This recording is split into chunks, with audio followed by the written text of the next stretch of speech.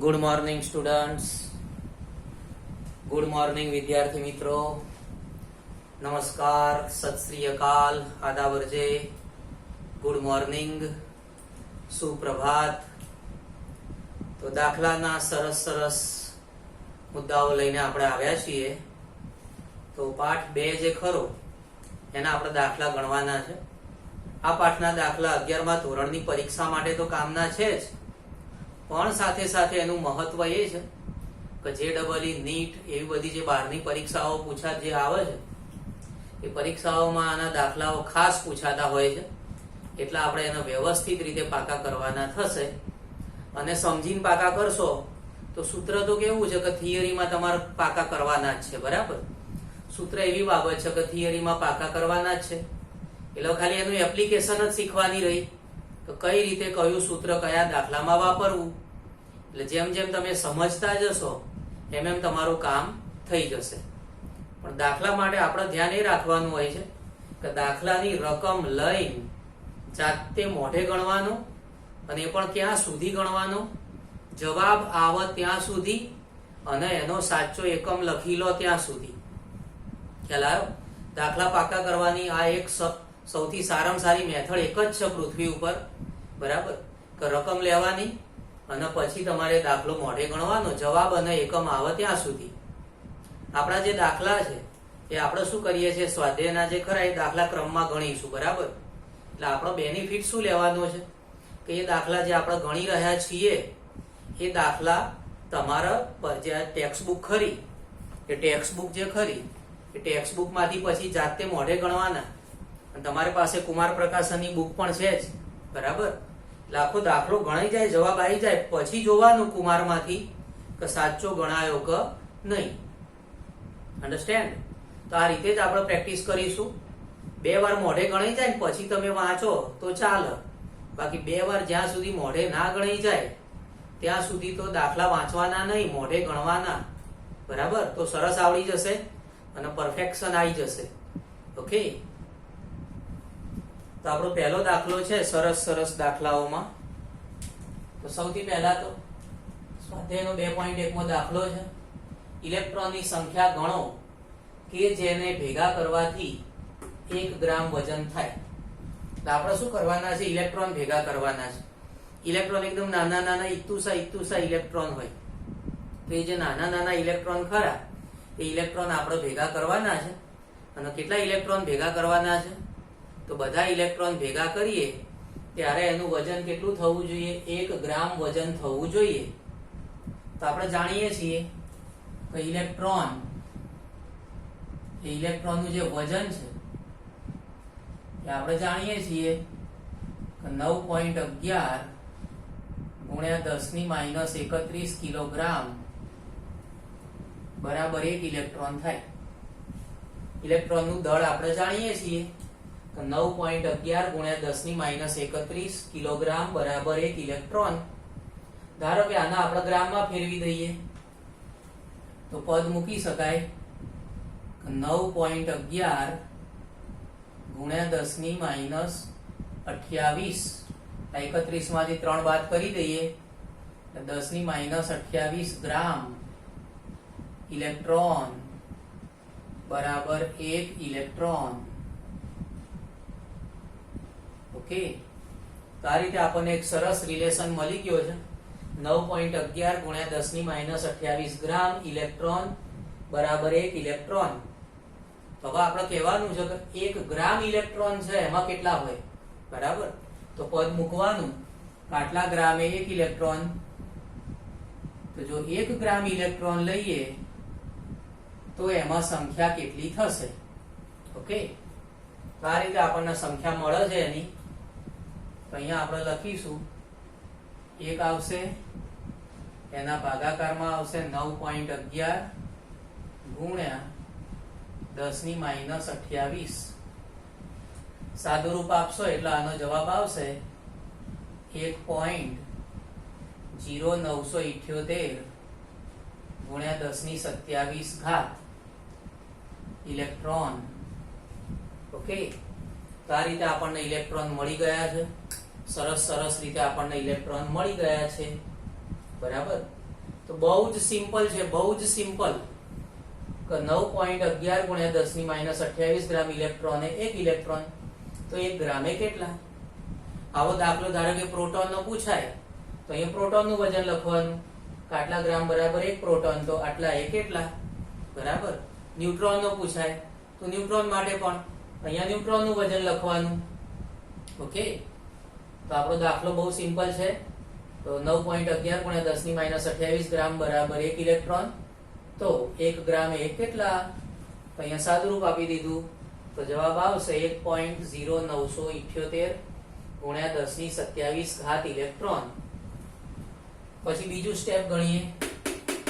બીજું સ્ટેપ છે 1 mall electron નો ભાર કેટલો થશે. ઇલેક્ટ્રોન નો ભાર એટલે કે એનું જે આપણે વીજભાર ગણીએ છીએ એ વીજભાર વિશે આપણે કહેવાનું છે બરાબર. તો સૌથી પહેલા તમે શું કરો, આટલું સરસ લખી નાખો રકમ ને બધું, પછી આ ગણીએ, કેમ કે આમાં 2 દાખલા આવશે પાછા બરાબર. આટલું પહેલા લખી નાખો.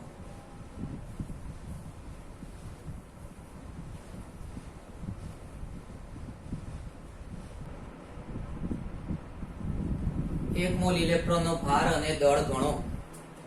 1 મોલ ઇલેક્ટ્રોન નો ભાર અને દળ ગણો. તો હવે આ જે બીજું સ્ટેપ છે એ બીજું સ્ટેપ તો બહુ સિમ્પલ છે, કેમ કે ઇલેક્ટ્રોન નો જે વીજભાર છે આપણને ખબર જ છે. ઇલેક્ટ્રોન નો જે વીજભાર છે એ આપણે જાણીએ છીએ બરાબર. કેટલો છે તો કે 1.602 ગુણ્યા 10 ની માઈનસ 19 કુલમ્બ. 1 ઇલેક્ટ્રોન નો વીજભાર કેટલો છે? 1.6 અથવા તો 1.602 સોરી 1.602 ગુણ્યા 10 ની માઈનસ 19 કુલમ્બ. તો ઇલેક્ટ્રોન નો વીજભાર ખબર જ છે, તો આપણે કહી શકાય કે આટલા કુલમ્બ બરાબર 1 ઇલેક્ટ્રોન માટે ગણી શકાય. તો આપણે પદ મૂકી દેવાનું. શું પદ મૂકીશું કે 1 ઇલેક્ટ્રોન નો વીજભાર, 1 ઇલેક્ટ્રોન નો વીજભાર કેટલો તો કે 1.602 ગુણ્યા 10 ની માઈનસ 19 કુલમ્બ. તો રકમમાં શું કીધું છે? 1 મોલ ઇલેક્ટ્રોન. 1 મોલ એટલે કેટલા થાય? તો આપણે ચેપ્ટર નંબર 1 જે ખરું એમાં ટ્રક દોરી હતી, મર્સિડીઝ કંપનીની ટ્રક આપણે બનાવેલી, અને મેં તમને કહેલું કે ઓછામાં ઓછા 2000 દાખલામાં એ કામમાં આવશે બરાબર. તે રિલેશન એવો છે કે ઘણી બધી જગ્યાએ કામમાં આવવાનો છે. એટલે જેણે હજુ થોડું કચાશ રાખી હોય તે હજુ 2-3 વખત ટ્રક દોરી દેજો, સરસ રીતે યાદ કરી લેજો બરાબર. તો 1 ઇલેક્ટ્રોન નો વીજભાર આટલો છે. તો 1 મોલમાં કેટલા હોય? 1 મોલમાં હોય 6.022 ગુણ્યા 10 ની 23 ઘાત. તો આટલા ઇલેક્ટ્રોન જે ખરા એનો વીજભાર કેટલો હોય બરાબર. તો 1 ઇલેક્ટ્રોન નો વીજભાર આટલો, તો 6.022 ગુણ્યા 10 ની 23 ઘાત ઇલેક્ટ્રોન નો કેટલો? આ બંનેનો ગુણાકાર કરી દઈશું.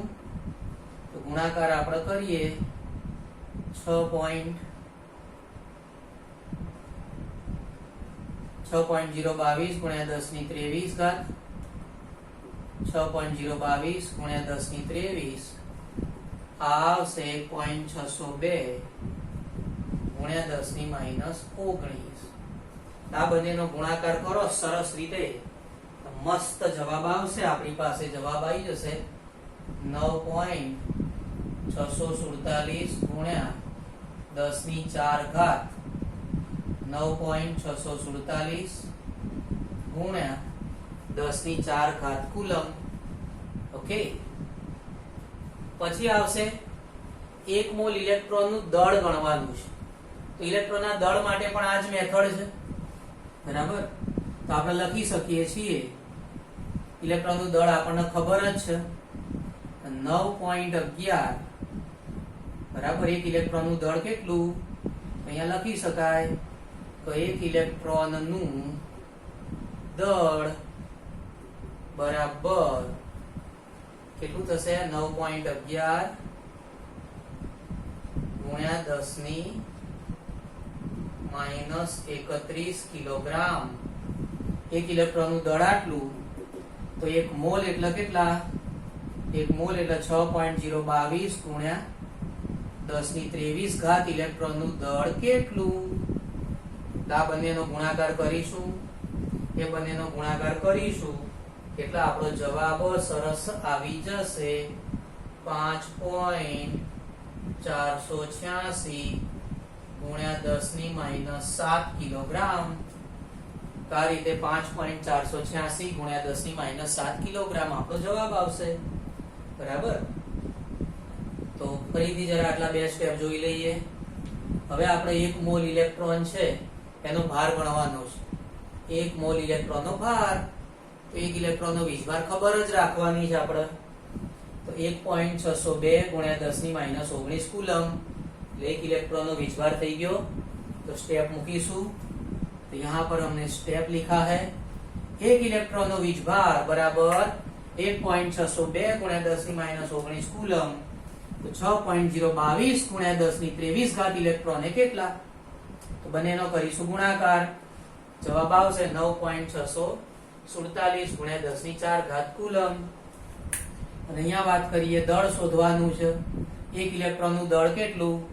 9.11 ગુણ્યા 10⁻31 કિલોગ્રામ. તો આ 6.022 ગુણ્યા 10⁻23 ઘાત ઇલેક્ટ્રોન નું દળ કેટલું?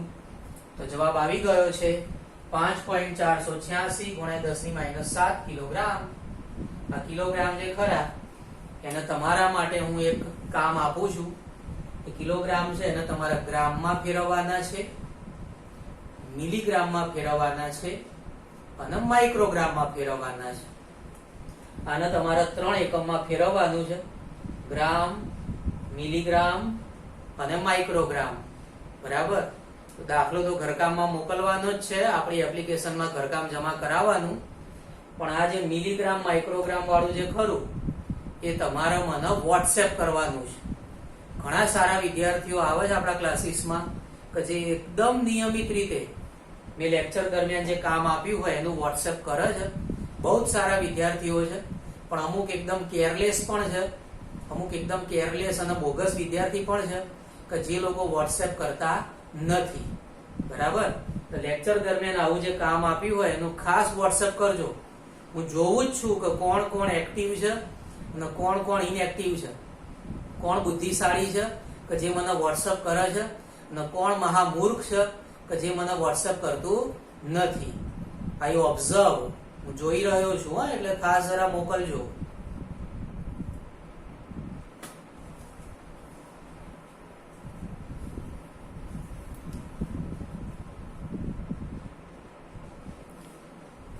દાખલા નંબર 2.2 એમાં પેટા પ્રકારો પણ છે. 2.2 જે ખરું એમાં નાના નાના દાખલાઓ છે. તો 2.2 માં પહેલું, મિથેનના 1 મોલમાં રહેલા ઇલેક્ટ્રોનની કુલ સંખ્યા ગણો. મિથેનનો 1 મોલ છે એમાં ઇલેક્ટ્રોનની કુલ સંખ્યા કહેવાની છે. તો સૌથી પહેલા તો મિથેન એટલે CH4.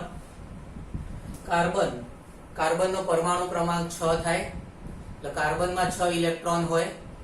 હાઇડ્રોજનનો પરમાણુ ક્રમાંક 1 એટલે એક હાઇડ્રોજનમાં 1 ઇલેક્ટ્રોન હોય. તો આપણે જોઈએ તો લખી શકાય કે કાર્બનના ઇલેક્ટ્રોન અને 4 હાઇડ્રોજનના ઇલેક્ટ્રોન. કાર્બનના ઇલેક્ટ્રોનની સંખ્યા 6, 4 હાઇડ્રોજનના ઇલેક્ટ્રોન 4 થશે. એટલે ટોટલ આપણને એક મિથેનમાં 10 ઇલેક્ટ્રોન જોવા મળે. ટોટલ આપણને એક મિથેન છે એમાં 10 ઇલેક્ટ્રોન જોવા મળશે. હવે વિચારો કે આપણે એક મોલ કહેલું છે, એક મોલ. તમે કહી શકો છો કે એક CH4 માં કેટલા? તો કે 10 ઇલેક્ટ્રોન. એક મોલ એટલે કેટલા? 6.022 ગુણ્યા 10⁻23 ઘાત મિથેન. એમાં કેટલા ઇલેક્ટ્રોન હોય? એક મિથેનમાં 10 ઇલેક્ટ્રોન.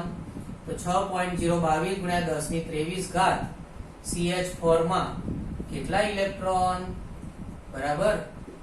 અહીં આગળ આપણને જવાબ મળશે 6.022 ગુણ્યા 10⁻23 ગુણ્યા 10. એક ઘાત અહીંયા વધી જશે, એક ઘાત વધી જાય એટલે 6.022 ગુણ્યા 10⁻24 ઘાત ઇલેક્ટ્રોન જોવા મળશે. ઓકે. તો બહુ સિમ્પલ છે. એક મિથેનમાં કેટલા ઇલેક્ટ્રોન એ ગણી નાખવાના અને એક મિથેનમાં 10 ઇલેક્ટ્રોન હોય તો 6.022 ગુણ્યા 10⁻23 ઘાત મિથેનમાં કેટલા? તો જવાબ આવી જશે 6.022 ગુણ્યા 1024 ઇલેક્ટ્રોન. આવો જ દાખલો તમારે ગણવાનો છે CaCO3 માટે. CaCO3 માટે જાતે ગણવાનો છે સ્વપ્રયત્ન. ખાસ યાદ રાખજો, વોટ્સએપ કરવાનો છે કોના?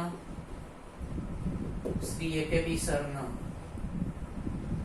બરાબર, ખાસ ધ્યાન રાખજો, વોટ્સએપ કરવાનો છે.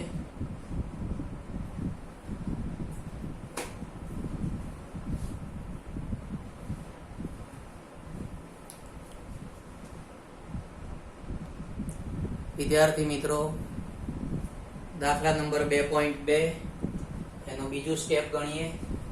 દાખલા નંબર 2.2 એનું બીજું સ્ટેપ.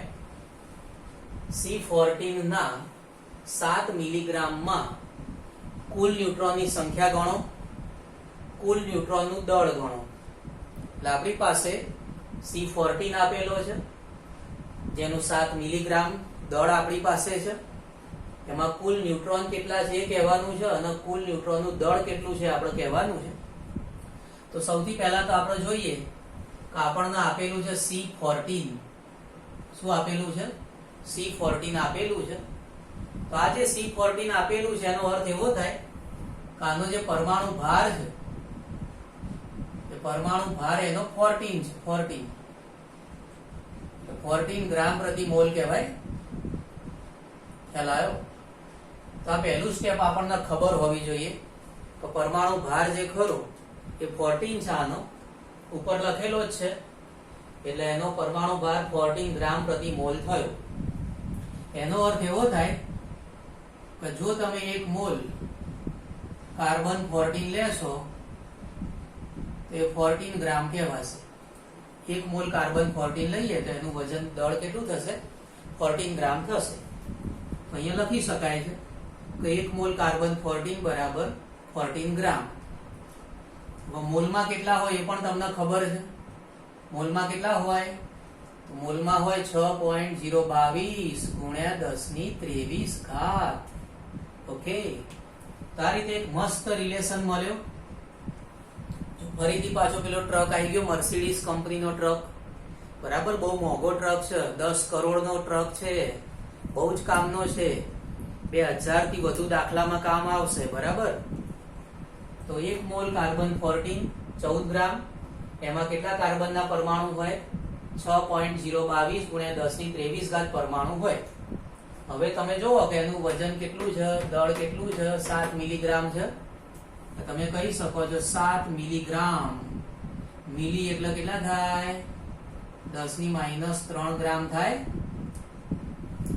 પદ મૂકવાનું તો 14 ગ્રામ C14, એમાં 6.022 ગુણ્યા 1023 કાર્બન, તો 7 ગુણ્યા 10⁻³ ગ્રામ.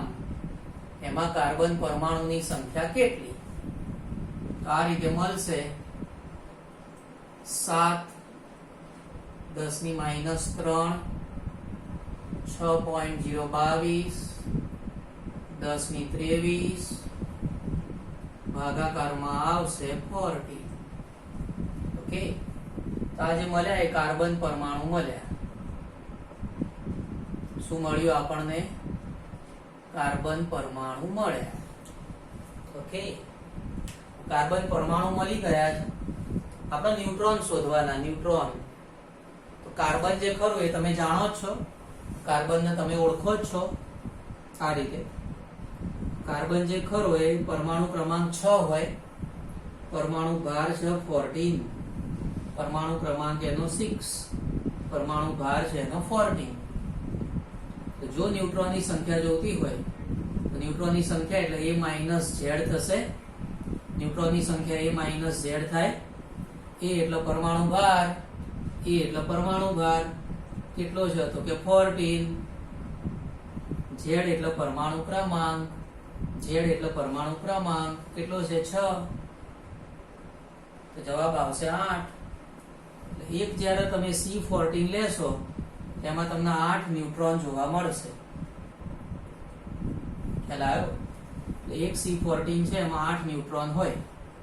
તો આપણે પદ મૂકી શકીએ છીએ એક C14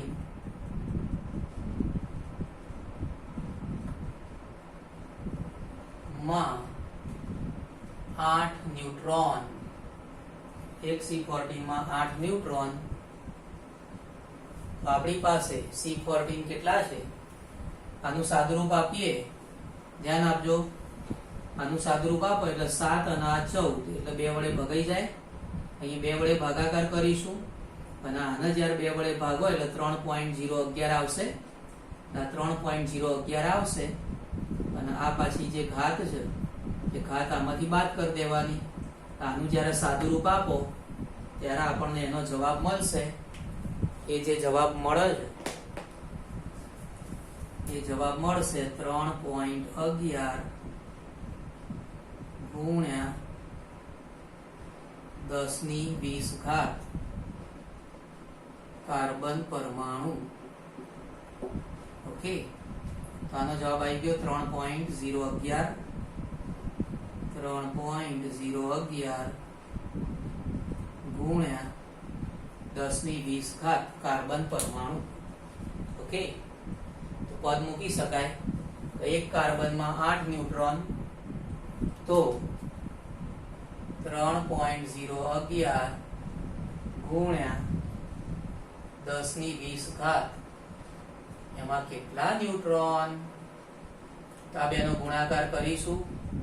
8 ગુણાકારમાં 3.011 ગુણ્યા 10⁻20 એટલે આનો જવાબ આવશે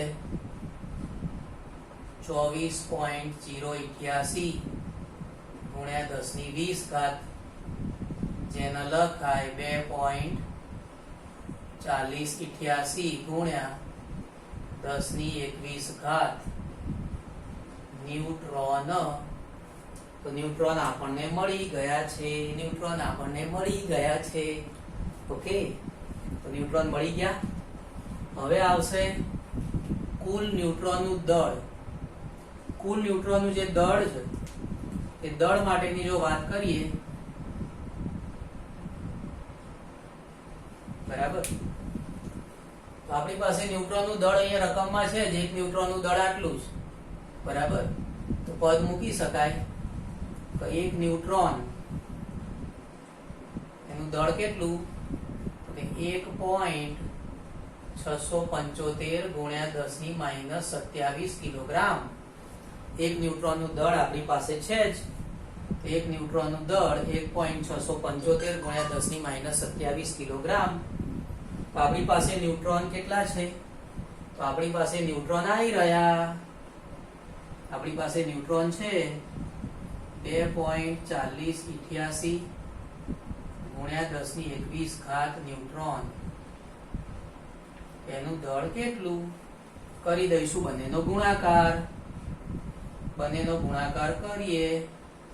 1.675 ગુણ્યા 10⁻27 એનો ગુણાકાર કરીશું.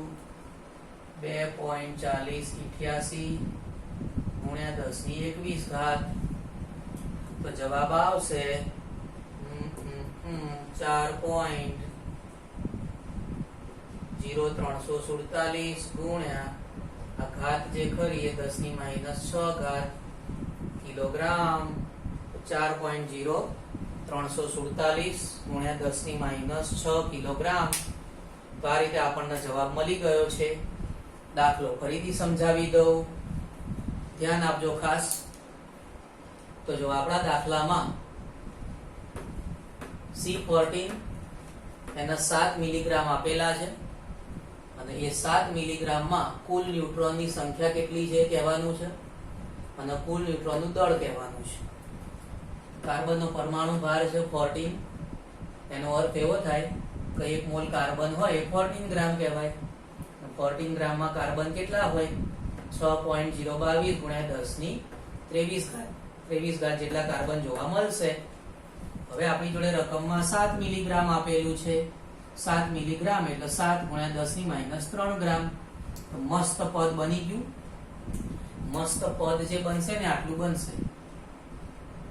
ખ્યાલ આવ્યો? મસ્ત જે પદ બન્યું એ આટલું પદ આપણું મસ્ત પદ બન્યું.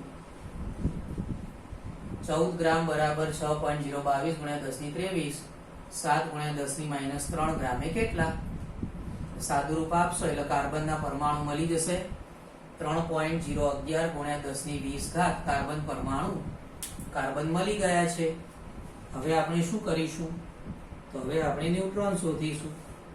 તો C14 બરાબર, એનો પરમાણુ ક્રમાંક 6, પરમાણુ ભાર એનો 14.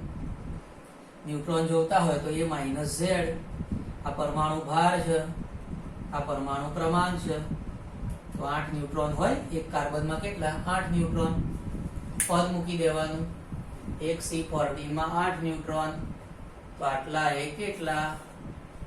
તો જવાબ આવી જશે. ગુણાકાર કરશો 2.4088 ગુણ્યા 10 ની 21 ઘાત ન્યુટ્રોન. તો ન્યુટ્રોન મળી ગયા છે. બરાબર. હવે આપણે જોવા છે એનું દળ. તો 1 ન્યુટ્રોનનું દળ રકમમાં આપેલું છે, ના આપ્યું હોય તો મોઢે રાખવાનું. 1 ન્યુટ્રોનનું દળ 1.675 ગુણ્યા 10 ની -27 કિલોગ્રામ. તો 2.4088 ગુણ્યા 10 ની 21 ન્યુટ્રોન એ કેટલું? તો આપણને જવાબ મળી જશે 4.0347 ગુણ્યા 10 ની -6 કિલોગ્રામ. બરાબર. આ જે કિલોગ્રામ છે એને તમારે બીજા એકમમાં ફેરવતા આવડવું જોઈએ. બરાબર. તો આ જવાબ તમારે મને મોકલાવાનો છે, નેનોગ્રામમાં મોકલાવાનો છે. આ કિલોગ્રામ છે ને, એ કિલોગ્રામને તમારે નેનોગ્રામમાં ફેરવી મને મોકલાવાનું છે. બરાબર. લખી નાખજો.